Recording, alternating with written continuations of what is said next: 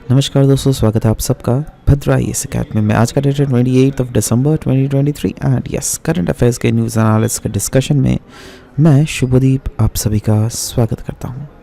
तो दोस्तों चलिए देखते हैं सबसे पहला न्यूज़ असम ट्रिब्यून के न्यूज़पेपर से। यहाँ पर हम लोग बात करेंगे जल जीवन मिशन के इम्प्लीमेंटेशन के बारे में।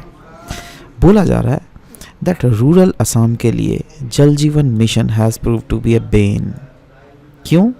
क्योंकि रूरल असम में एक वास्ट पॉपुलेशन रहता है एंड कहीं ना कहीं इस रीजन में पीने वाला पानी की कमी है। इसी के कारण रूरल असम के लिए ये जल जीवन मिशन जो है ये बेन साबित हुआ है। देखो, दो चीज़ होता है। एक होता है बून।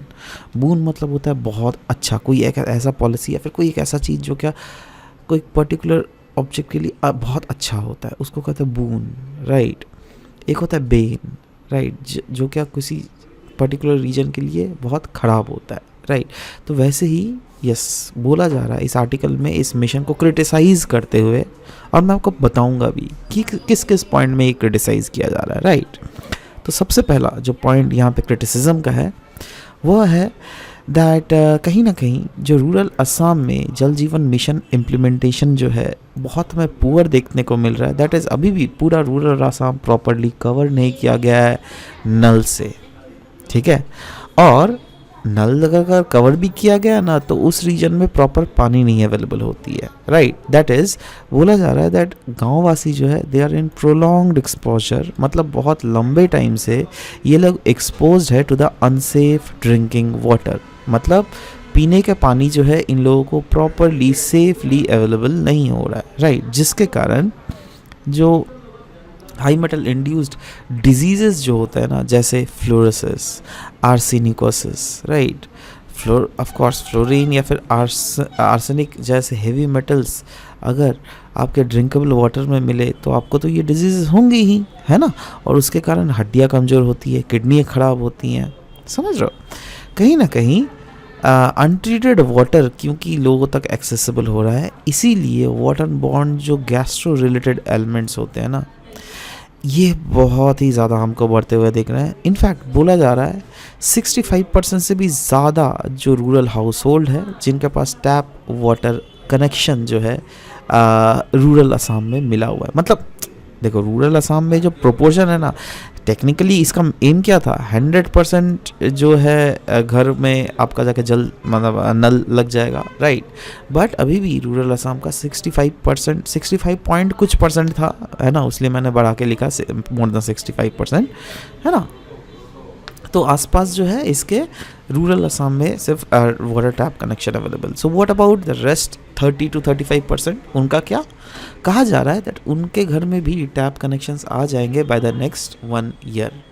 और ये तो मैं रूरल असम के फिगर है ना, अर्बन असम में भी अगर देख लीजिएगा, अभी भी आप अगर गुवाहाटी में रहते हो या फिर अर्बन रीजन में रहते हो तो probably you have observe that आपको अभी पीने वाला पानी खरीद के पीना पड़ रहा है। और एक बोतल का 20 लीटर वाले बोतल का कितना रेट लगता है पता है आपको? अराउंड 30 रुपीज़, सॉरी 30 रुपीज़ तो कम बोल दिया मैंने, 60 रुपीज़, 70 रुपीज़ पर बॉटल। बिस्लरी वाला लोग तो 80 से 90 रुपये मांगेगा वो लोग, समझ लो, 20 लीटर वाला, है ना। और छोटा वाला तो आपको पता ही है, 1 लीटर वाले का 20 रुपये ले लेते हैं ये लोग, है ना। तो समझ रहे हो कितना ज़्यादा कॉस्टली हो गया है ना। इसीलिए तो बोल रहा था ना, जल Jeevan mission is absolutely failure है, राइट। तो सवाल होता है जल जीवन मिशन है क्या? यह एक फ्लैगशिप प्रोग्राम है यूनियन मिनिस्ट्री ऑफ जल शक्ति के अंडर। इसका मेन एम यही है दैट हर एक रूरल हाउस होल्ड को हमारे देश में 2024 तक सेफ और एडिक्वेट ड्रिंकिंग वाटर अवेलेबल करवाना। और ये मिशन जो है ना, it is based on the principle of Har Ghar Jal, that is water in every home. और साथ ही साथ it seeks to improve the quality of life of and health of rural people. मतलब रूरल रीजन में जो लोग रहते हैं उनके क्वालिटी ऑफ लाइफ और हेल्थ को जो है इम्प्रूव करना। जल जीवन मिशन का मेन फोकस है on various technologies for the community implementation of source sustainability measures. मतलब इसका मेन जो एम है वो यूज़ करना है टेक्नोलॉजीज़ टेक्नोलॉजीज़ का यूज़ करके हम लोग कैसे कम्युनिटी लेवल में वाटर के रिलेटेड सस्टेनेबिलिटी को इंश्योर कर सकते हैं, और इसमें क्या क्या टेक्नोलॉजी से क्या क्या कर सकते हैं हम लोग ग्राउंड वाटर एक्विफायर्स को रिचार्ज कर सकते हैं, हम लोग मेक श्योर कर सकते हैं कुछ ऐसे पॉलिसीज़ हैं जिससे रेन वाटर हार्वेस्टिंग हो सके, इंक्रीज़ किया जा सके storage of capacity of water bodies, reservoir, और साथ ही साथ वैसे रिवर्स जो जिसमें काफ़ी ज़्यादा सिल्टेशंस होते हैं उनको भी डिसिल्ट करना, जिससे ओवरऑल वाटर सप्लाई सिस्टम के जो लाइफ स्पैन है वो बढ़ सके। और सिर्फ जल जीवन मिशन का यही एम नहीं है, इसके एम जो है और भी ज़्यादा वाइड है, जैसे वाटर बजटिंग करना, वो अगर यूजेजेस किया जा रहा है तो उसके ऑडिट करना।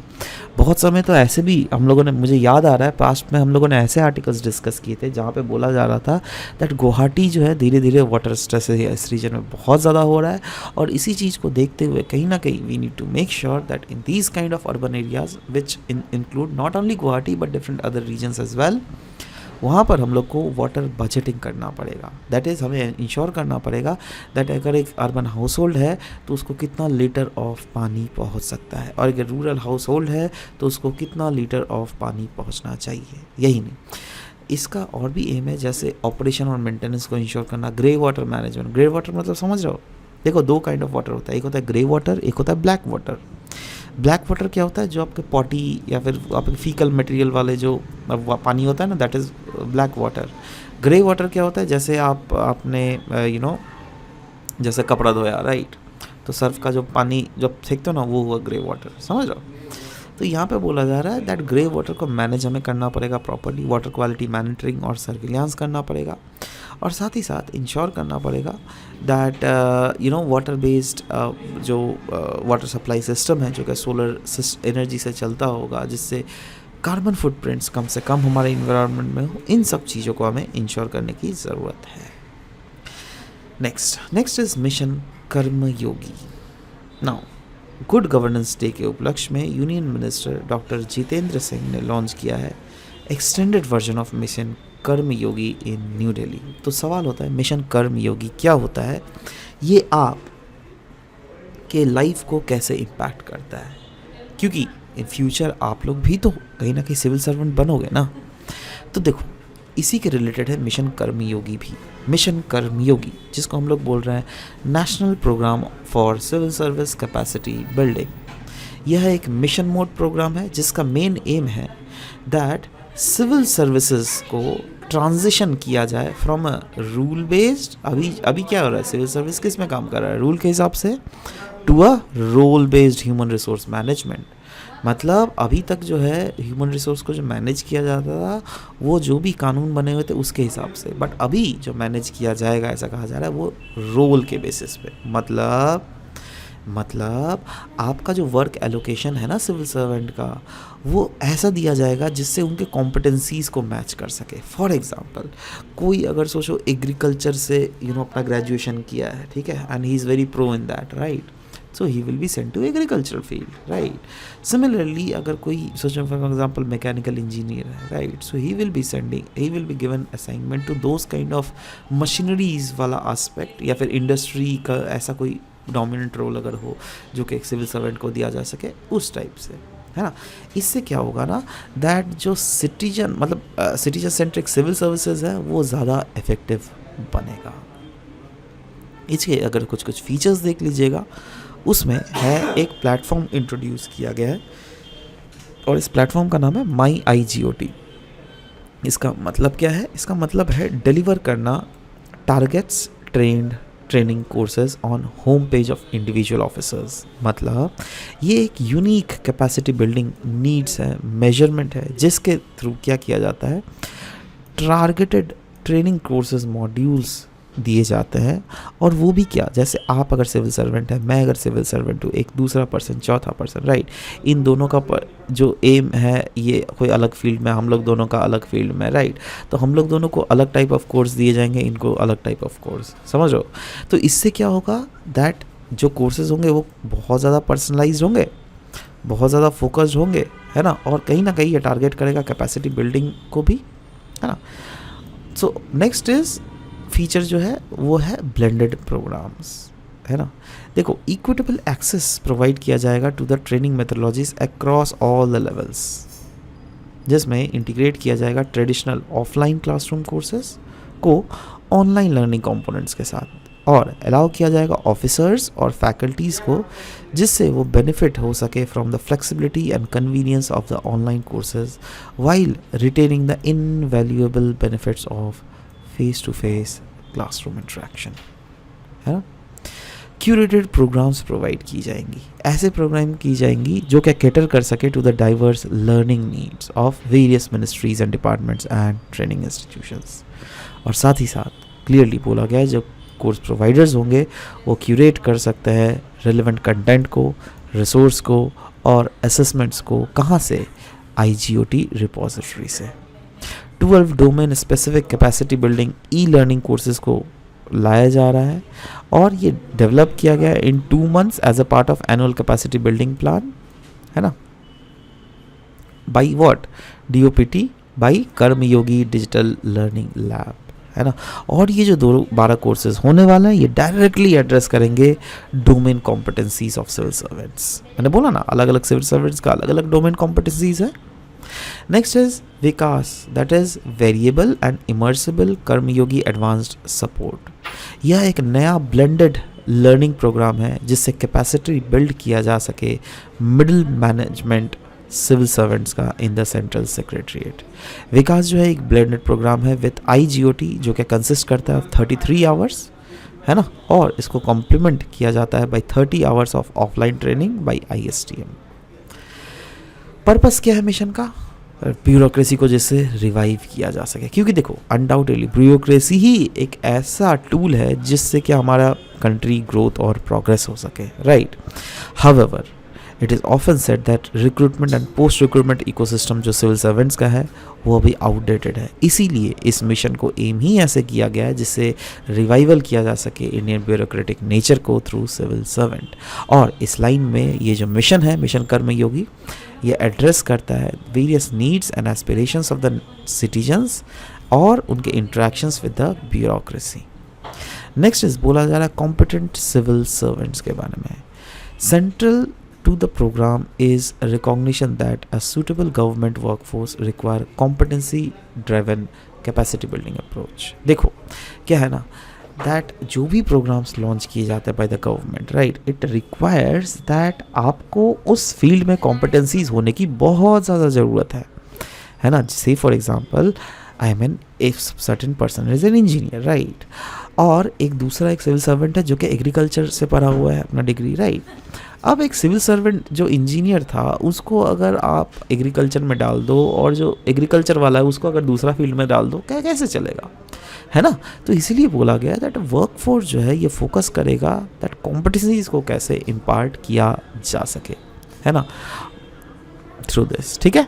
तो यही है बेसिकली पर्पस। मतलब ओवरऑल हम लोगों ने क्या समझा दैट कर्मयोगी मिशन के थ्रू जो है सिविल सर्वेंट्स के बीच में जो कॉम्पिटेंसीज है, उनके एफिशिएंसीज हैं, वो बढ़ाने की बात की जा रही है। Next is medtech Mitra initiative.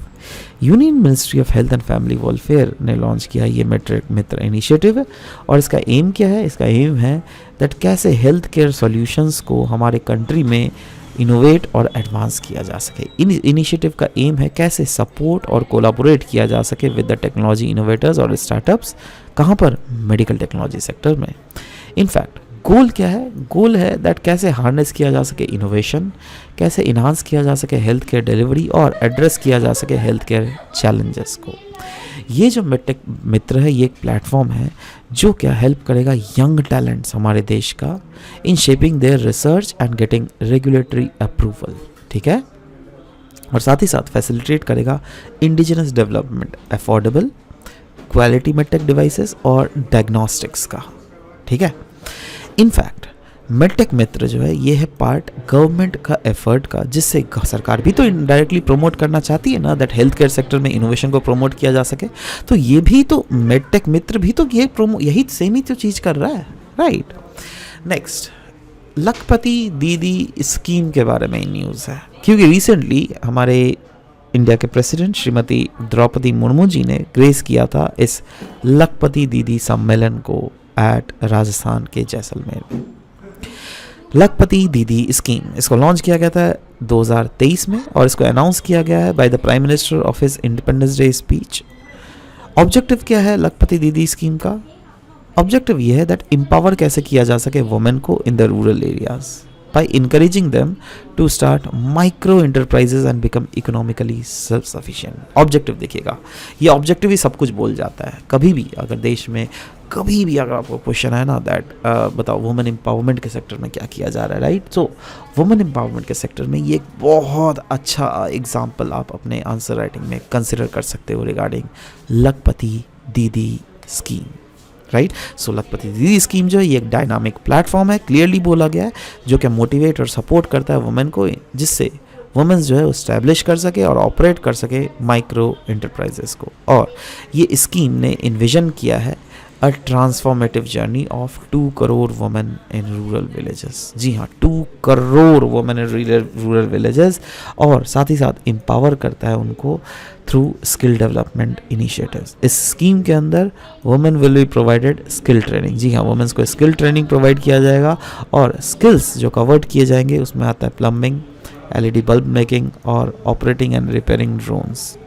This initiative aims at leveraging technologies, technology को लेवरेज करके ट्रांसफॉर्म किया जाएगा एग्रीकल्चरल लैंडस्केप को। और around 15,000 women self help groups है जिनको दिया जाएगा ये training in operating and repairing drones as well. तो समझ लो हर एक सेक्टर में, मतलब मेन चीज़ जो इंश्योर किया जाएगा वो है वुमेन को कैसे एंटरप्रेन्योर बनाया जा सके, है ना। अब वुमेन को स्किल ट्रेनिंग कैसे प्रोवाइड किया जा सके, और साथ ही साथ एग्रीकल्चर लैंडस्केप को हमारे देश में कैसे चेंज किया जा सकता है। अब सोचो अगर उनके पास पैसे, से फॉर एग्जांपल उनके पास कुछ पैसे आ गए सरकार के थ्रू, राइट, तो अब वो क्या, उसका से फॉर एग्जांपल ड्रोन खरीद लिया। अब गाँव में ड्रोन की ज़रूरत है फर्टिलाइज़र छींटने के लिए, तो उन्होंने एक दिन का भाड़ा ड्रोन का लिया 500 रुपये, है ना। तो सोचो 1 घंटे का 500 रुपये, ठीक है, या फिर 2 घंटे का इस टाइप से। तो ऐसे क्या होगा, पैसे कुछ वो लोग भी जुगाड़ लेंगे, right. Next is E soil. अरे भाई सब कुछ तो पढ़े भाई, है ना, ई कार्ड पढ़ा हूँ, है ना, बट ई सॉइल क्या है? सॉइल भी क्या इलेक्ट्रॉनिक सॉइल होता है क्या? तो जी हाँ, कुछ ऐसा ही है दोस्तों। रिसर्चर्स ने डेवलप किया है नया इलेक्ट्रॉनिक सॉइल, और पाया गया है दैट जब इसमें टेस्ट किया गया बार्ले का ग्रोथ से, तो देखा गया दैट जो इसमें का बार्ले का ग्रोथ का सीडलिंग्स के में ग्रोथ देखा गया बाई 50%। तो ई सॉइल है क्या? ये एक नॉवल मेथड है, एक नया मेथड है जिससे सॉइललेस गार्डनिंग की जाती है। मतलब सॉइल ने चाहिए ही नहीं आपको कोई भी फसल उगाने के लिए। ये इसको हम लोग हाइड्रोफोनिक्स टेक्नोलॉजी के नाम से भी जानते हैं। सो हाइड्रोफोनिक इन्वायरमेंट में क्या होता है, ई सॉइल जो कि एक low power bio electronic growth substrate होता है, इसको इलेक्ट्रिकली स्टिमुलेट किया जाता है और प्लांट्स को उगाए जाते हैं। ये एक बिल्कुल इन्वायरमेंट फ्रेंडली प्रोसेस है जिसमें कम एनर्जी लगता है, सेफ ऑल्टरनेटिव है टू द प्रीवियस मेथड्स भी, है ना। अच्छा, प्रीवियस मेथड्स में कैसे सेल्फ ऑल्टरनेटिव क्यों बोला जा रहा है? क्योंकि देखो प्रीवियस मेथड्स में जो है ना क्या होता था दैट हाई वोल्टेजेस का इस्तेमाल करना पड़ता था, नॉन बायोडिग्रेडेबल मटेरियल्स का इस्तेमाल करना पड़ता था। बट ई सॉइल के थ्रू हम लोग क्या कर सकते हैं दैट बिल्कुल सॉइललेस, सॉइल चाहिए ही नहीं। दैट इज आप लोग सिंपली पंप के थ्रू, इस पंप के थ्रू क्या करेगा दैट ये पंप जो है अल्टीमेटली एक बीकर में जहाँ पर बहुत सारे प्लांट्स लगे हुए रहेंगे और इनके रूट्स लगे हुए रहेंगे, तो उस रूट्स में देख रहे हो कहीं आपको सॉइल दिख रहा है? नहीं, राइट। सॉइल नहीं है तो क्या दिख रहा है? ये पानी ज़रूर दिख रहा है, बट इस पानी में क्या मिलाया गया? इस पानी में ही तो न्यूट्रिएंट मिलाया गया है। यही तो देखो ना लिखा हुआ है, plants are grown without soil requiring only water. But water के साथ क्या क्या मिला हुआ है? ये सब वाटर के साथ न्यूट्रिएंट्स मिलाया हुआ है और वेरियस सबस्ट्रेट्स मिलाया हुआ है, ठीक है। नेक्स्ट इज INS इम्फॉल के बारे में। रिसेंटली INS इम्फॉल को कमीशन किया गया था इन नेवी में।